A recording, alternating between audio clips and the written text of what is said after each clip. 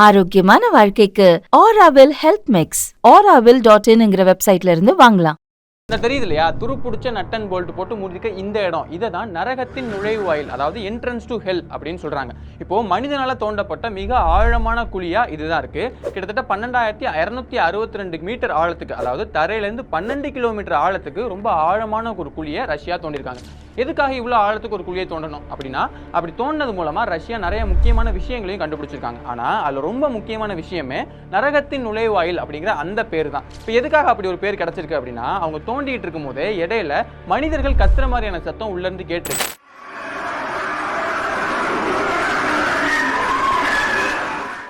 கேட்டதை வச்சுதான் இது நரகத்துக்குள்ளே டைரக்டா ஒரு ஹோலை போட்டாங்க, அதனாலதான் அப்படி ஒரு சத்தம் கேட்குது அப்படின்னு சொல்றாங்க.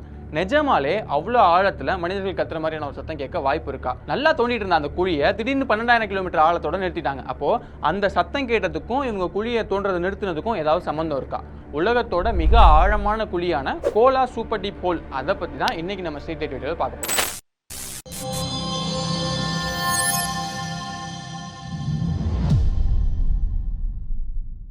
இந்த கோலா சூப்பர் டீப் ஹோலோட வரலாறு 50-60 ஆண்டுகளுக்கு முன்னாடி இருந்து ஆரம்பமாகுது. பூமிக்கு கீழே என்ன இருக்கு அப்படின்னு ஆராய்ச்சி பண்ணணும். இந்த யோசனை ரஷ்யாவுக்கு வந்ததுக்கான முக்கியமான காரணமே அமெரிக்கான்னு தான் சொல்லணும். இப்போ 1950, 60, 70, 80 இந்த காலகட்டங்களில் ரஷ்யா, அமெரிக்கா இந்த ரெண்டு நாடுமே ஒரு விஷயத்தில் சம்மந்தப்படுறாங்க அப்படின்னாலே அதுக்கு பனிப்போர் தான் முக்கியமான காரணமாக இருக்கும். அந்த பனிப்போரோட விளைவாக தான் இவ்வளோ ஆழமான குழியை ரஷ்யாவும் தோண்டிருக்காங்க. விண்வெளி ஆராய்ச்சியில் யார் பெரிய ஆளு அப்படின்னு காட்டிக்கிறதுக்காக சண்டை போட ஆரம்பிச்ச மாதிரியே பூமிக்கு கீழே என்ன இருக்கு அப்படின்னு தோண்டி பார்க்கறதுல யார் பெரிய ஆளுன்னு காட்டிக்கிறதுக்காக தான் ரெண்டு நாடுகளுமே குழியை தோண்ட ஆரம்பிச்சிருக்காங்க. பொதுவாக பூமியோட கீழ்பாகத்தை நம்ம கிரஸ்ட், மேண்டல், கோர் அப்படின்னு 3 பாகமாக பிரிக்கலாம். இதில் கிரஸ்ட் தான் மேல் பாகம், கீழே மேண்டல் இருக்கு, அதுக்கு கீழே கோர் இருக்கு. இந்த கிரஸ்ட்டும் மேண்டலும் சந்திக்கக்கூடிய இடத்துல மோஹோரோவிசிக் டிஸ்கண்டினியூட்டி அப்படிங்கிற ஒரு பகுதி இருக்கு. இப்போ அது எந்த ஆழத்தில் இருக்குன்னு பார்த்தோம்னா, கடல் பகுதியை பொறுத்த வரைக்கும் அது நம்ம தரைப்பகுதியிலேருந்து கொஞ்சம் பள்ளமாக தானே இருக்கு. அப்போ கடல் பகுதியிலிருந்து அங்கே தோண்டணும்னா 5-10 கிலோமீட்டர் ஆழத்திலையும், சாதாரணமான தரைப்பகுதியிலிருந்து 30-50 கிலோமீட்டர் ஆழத்திலையும் இந்த மோஹோரோவிசிக் டிஸ்கண்டினியூட்டி இருக்கு. இப்போ இதை ஆய்வு பண்ணணும் அப்படின்னு அமெரிக்கா முடிவு பண்ணி 1961 குடாலுப்பி அப்படிங்கிற தீவுல ட்ரில் பண்ண ஆரம்பிக்கிறாங்க. அப்படியே தொடர்ந்து ஒரு 5 வருஷத்துக்கு ட்ரில் பண்ணிட்டே இருக்கும்போது 3566 மீட்டர், அதாவது 3.5 கிலோமீட்டர் ஆழத்துக்கு அவங்க ட்ரில் பண்ணிட்டாங்க. அந்த சமயத்துல தான் அமெரிக்க அரசாங்கம் இதுக்கு மேல தெம்பில்லைங்க, இதுக்கெல்லாம் காசு கொடுக்க முடியாதுங்க அப்படின்னு முடிவு பண்ணதுனால அந்த திட்டத்தை அதோட கைவிடுறாங்க. நீ மட்டும்தான் சாஞ்சு உட்காருவியா, நானும் சாஞ்சு உட்காரோண்டா அப்படின்னு சொல்லிட்டு அமெரிக்கா என்னதான் அவங்க சைடு ப்ராஜெக்ட் நிறுத்தினாலும் நான் குழியை தோன்றேன் பாரு அப்படின்னு சொல்லிட்டு ரஷ்யா அவங்க குழியை தோன்றதுக்கான அந்த இடத்தை தேட ஆரம்பிக்கிறாங்க.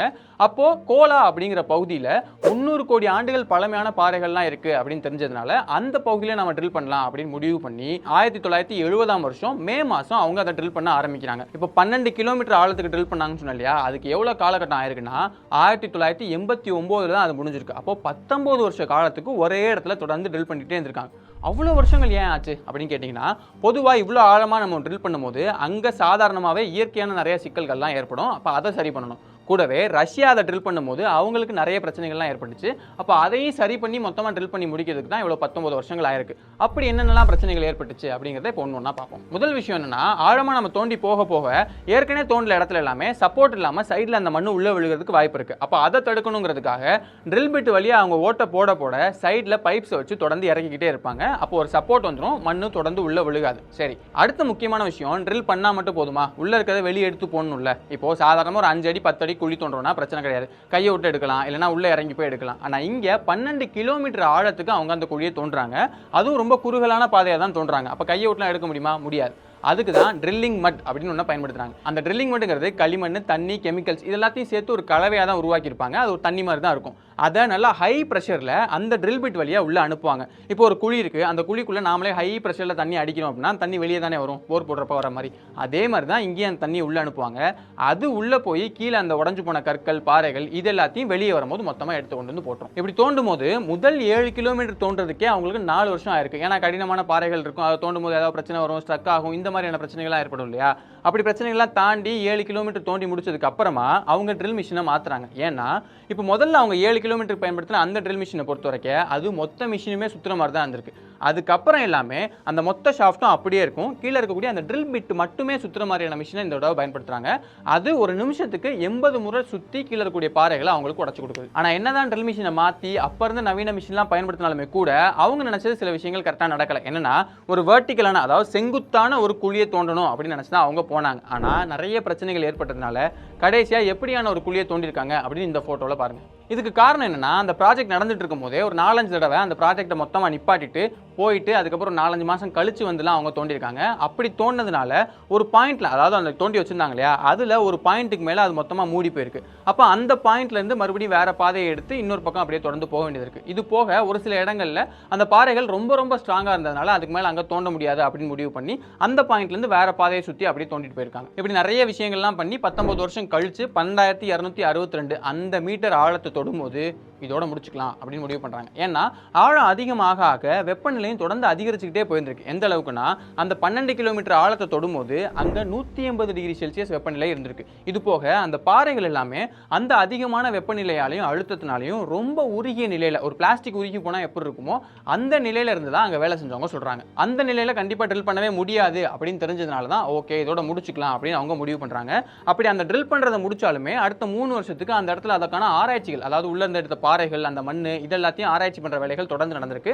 அது மூலமா நிறைய முக்கியமான விஷயங்கள் அவங்களுக்கு தெரிய வந்திருக்கு. அது என்னன்னு போக போக பார்ப்போம். இப்போ 3 வருஷம் அங்க ஆராய்ச்சி பண்றாங்களா, அப்படி பண்ணதுக்கு அப்புறமா 1992ல ஓகே இதோட இதை முடிச்சுக்கலாம் அப்படின்னு அவங்க முடிவு பண்றாங்க. அப்படி முடிச்சுக்கலாம்னு முடிவு பண்ணதுக்கு இந்த பாறைகள் இப்படி இருந்தது ஒரு காரணமா இருந்தாலும், இன்னொரு பக்கம் அந்த சோவியத் ரஷ்யால நிறைய பொலிட்டிக்கல், அதாவது அரசியல் சார்ந்த பிரச்சனைகள்லாம் ஏற்பட்டதுனால அதனாலையும் கூட ஓகே முடிச்சுக்கலாம் அப்படின்னு அவங்க தான் முடிவு பண்றாங்க. சரி, இப்போ என்னெல்லாம் கண்டுபிடிச்சாங்க அப்படிங்கறத பத்தி பார்ப்போம். ஏன்னா விஞ்ஞானிகள் இந்த விஷயம்லாம் இருக்கும் அப்படின்னு எதிர்பார்த்து போனது நிறைய விஷயங்கள் நடக்காம போயிருக்கு. இப்படி நாங்க இருக்க வாய்ப்பே இல்லை அப்படின்னு நினைச்சது எல்லாமே நடந்திருக்கு. அதனால அதெல்லாம் என்னென்ன அப்படின்னு ஒண்ணா பார்ப்போம்.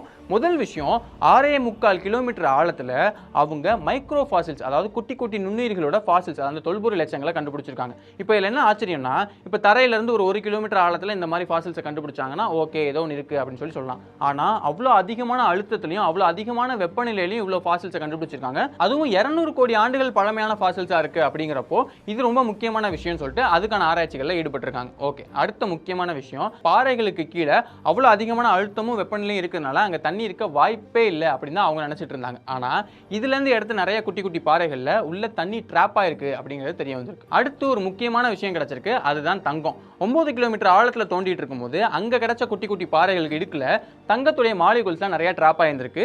அது எந்த அளவுக்கு ட்ராப் ஆயிருந்திருக்குன்னா, ஒரு டன்னுக்கு 1 கிராம் அப்படிங்கிற அளவுக்கு ரொம்ப ரொம்ப கம்மியான தங்கம் தான் அதில் ட்ராப் ஆயிருக்கு. நல்லா இருக்கே, அப்போ நம்ம அதை தோண்டி எடுத்து தங்கத்தை எடுக்கலாமா அப்படிலாம் யோசிக்க தேவையில்ல.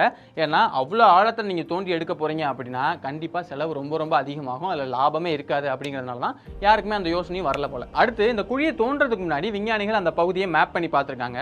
அதில் ஒரு 7 கிலோமீட்டர் ஆழத்தில் அங்கே இருக்கக்கூடிய கிரானைட் எல்லாமே, அங்கே அதிகமான அழுத்தம் இருக்கும் இல்லையா, அந்த அதிகமான அழுத்தத்தினாலையும் வெப்பத்தினாலையும் அந்த கிரானைட் எல்லாமே பேசல்ட் அப்படிங்கிற வேற வகையான பாறையாக மாறி இருக்க வாய்ப்பு இருக்கு அப்படின்னு நினச்சிருக்காங்க. ஆனால் 7 கிலோமீட்டரில் தோண்டியும் அது கிடைக்கல, 12 கிலோமீட்டர் வரைக்கும் தோண்டியுமே கூட கடைசி வரைக்கும் அவங்களுக்கு அந்த பேசல்ட் கிடைக்கவே இல்லை. அதுக்கு பதிலில் அவங்க எதிர்பார்க்காத ஆர்கியன் ஜெனிசிஸ் அப்படிங்கிற ஒரு வகையான பாறைகள் தான் அங்கே கிடைச்சிருக்கு. ஆனால் என்னதான் இவ்வளோ விஷயங்கள் கண்டுபிடிச்சிருந்தாலுமே கூட அவங்க மெயினாக இதை பண்ணதுக்கான முக்கியமான நோக்கம் கோல்டு வார்லாம் தாண்டி கிரஸ்ட்டை தாண்டி மேண்டலுக்குள்ளே போயிடணும், அதை எடுத்து ஆராய்ச்சி பண்ணணும் அப்படிங்கிறது தான். ஆனால் கடைசி வரைக்கும் அந்த மேண்டலுக்குள்ளே அவங்களால போக முடியல. ஏன்னா 12 கிலோமீட்டர் ஆழத்துக்கு தானே தோண்ட முடிஞ்சிச்சு. ஆனால் அதுக்காக இதை ஃபெயிலியர் அப்படின்னு சொல்லலாமானா கிடையவே கிடையாது. ஏன்னா இவ்வளோ விஷயங்கள் நம்ம கண்டுபிடிச்சிருக்கோம் அப்படிங்கிறதுனால இதை ஃபெயிலியர்னு சொல்ல அவசியம் இல்லை. இந்த கோலா சூப்பர் டீப் கோலை மூடியே 30 வருஷம் ஆச்சு. இந்த 30 வருஷத்துல எண்ணெய் எடுக்கிறதுக்காக தோண்டப்பட்ட சில குழிகள் இதை விட அதிகமான ஆழத்துல தோண்டப்பட்டிருக்கு. ஆனா விஷயம் என்னன்னா, இந்த குழி தான் வந்து ரொம்ப வெர்டிகலா, கடைசி வரைக்குமே வெர்டிகலா போயிட்டு இருக்கு. மற்ற அந்த அதிகமான ஆழத்துல தோண்டப்பட்ட அந்த குழிகளை பொறுத்த வரைக்கும் அது என்னதான் அதிகமான ஆழத்துல இருந்தாலுமே கூட ஒரு பாயிண்ட்டுக்கு மேல அது கொஞ்சம் படுக்கை வசமா போயிடுது. அதாவது கோலா சூப்பர் டீப் கோலை பொறுத்த வரைக்கும் அது முழு நீளத்துக்குமே வெர்டிகலா போகுது, மற்ற குழிகள் எல்லாமே கொஞ்சம் படுக்கை வசமா போயிடுது. அப்படிங்கிறதுனால இப்போ வரைக்குமே இதுதான் உலகத்தோட ஆழமான குழி அப்படின்னு பார்க்கப்படுது. சரி, இப்போ மெயின் விஷயத்துக்கு வருவோம். அந்த குழியை தோண்டும் போது உள்ள இருந்து மனிதர்கள் கத்துற சத்தம் கேட்டுச்சு அப்படின்னு சொன்னாங்க இல்லையா, இது என்ன கதை அப்படின்னா, அந்த ட்ரில் மிஷின்ல மைக்ரோஃபோன்ஸ் வச்சு உள்ள அனுப்பிச்சிருக்காங்க. அப்படி அனுப்பும் போது உள்ள இருக்கக்கூடிய எல்லா சத்தத்தையும் அது கவர் பண்ணிருக்கு. அப்படி கவர் பண்ணதுல ஒரு பாயிண்ட்டுக்கு மேல கீழே இருந்து மனிதர்கள் கத்துற சத்தமும் அதுல ரெக்கார்ட் ஆயிருக்கு.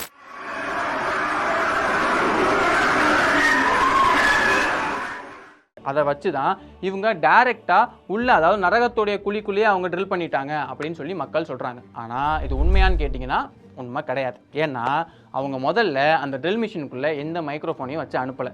ஒருவேளை மைக்ரோஃபோனை வச்சு அனுப்பிச்சிருந்தாலுமே கூட அந்த ட்ரில் மிஷினோட சத்தம் தானே மைக்ரோஃபோனில் கேட்டிருக்கும்.